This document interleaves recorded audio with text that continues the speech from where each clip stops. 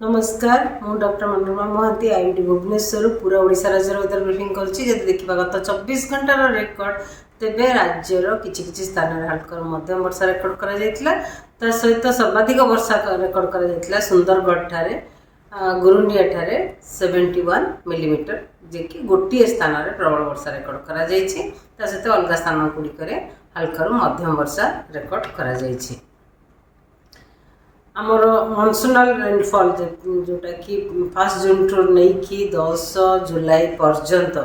total वर्षा है 341.9 millimetre जोटा कि नॉर्मल वैल्यू रही 304.2 मिलीमीटर जहाँ फल वर्तमान भी आम राज्य में 12% वर्षा एक्सेस रही किंतु 4टी जिला जोटा कि सुंदरगढ़ देवगढ़ कलाहांडी नवरंगपुर जिले में एबे भी वर्षा डेफिशिएंट रही अलग जिला गुड़िक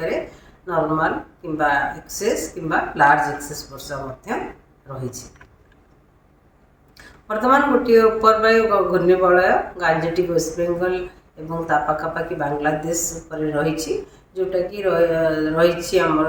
4.5 किलोमीटर नहीं 5.8 किलोमीटर समुद्र पतन ठार आगामी 24 घंटा जदि फोरकास्ट देखा आगामी 24 घंटे राज्यर किसी स्थान में हल्का मध्यम वर्षा होबार संभावना रही सहित वर्षा सहित बिजुली घड़घड़ी और झटका पवन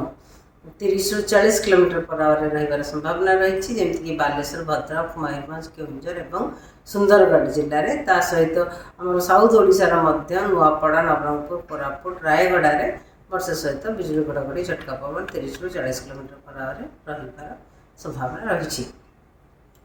सहित 11 तारीख राज्य में किछि स्थान में हल्का मध्यम वर्षा रहा सहित सुंदरगढ़ केउंझर और मयूरभंज जिले में वर्षा सहित बिजुली घड़घड़ी झटका पवन 30 ରୁ 40 किलोमीटर पर आवर गोटे कि दुटा स्थान में रही संभावना रही 12 तारीख राज्य में किसी स्थान में हल्का मध्यम वर्षा रही संभावना रही सहित सुंदरगढ़ केउंझर मयूरभंज जिले में गोटे कि दुटा स्थान में वर्षा सहित बिजुली घड़घड़ी झटका पवन 30 ରୁ 40 किलोमीटर पर आवर रही संभावना रही 7 तारीख 13 जुलाई रे राज्य अनेक स्थान में हल्का मध्यम वर्षा होबार संभावना रही सहित गोटे कि दुईटा स्थान में जिलार गोटे कि दुईटा स्थान में जमीक मयूरभंज केउंझर जिलार गोटे कि दुईटा स्थान में प्रबल वर्षा होबार संभावना रही 14 तारीख राज्य में अनेक स्थान में हल्का मध्यम वर्षा होबार संभावना रही सहित मयूरभंज केउंझर जिले में गोटे कि दुईटा स्थान में प्रबल वर्षा होबार संभावना रही सहित मयूरभंज केउंझर सुंदरगढ़ कोरापुट जिले में वर्षा सहित गोटे कि दुईटा स्थान में बिजुली घड़घड़ी और झटका पवन 30 ରୁ 40 किलोमीटर पर आवर रही संभावना रही 15 तारीख राज्य अनेक स्थान में हल्का मध्यम वर्षा होबार संभावना रही सहित केउंझर मयूरभंज बालेश्वर जिले में गोटे कि दुईटा स्थान में प्रबल वर्षा होबार संभावना रही 16 तारीख राज्य अनेक स्थान में हल्का मध्यम वर्षा होबार संभावना रही बरगढ़ केउंझर मयूरभंज जिले में राज्यर गोटे कि दुईटा स्थान में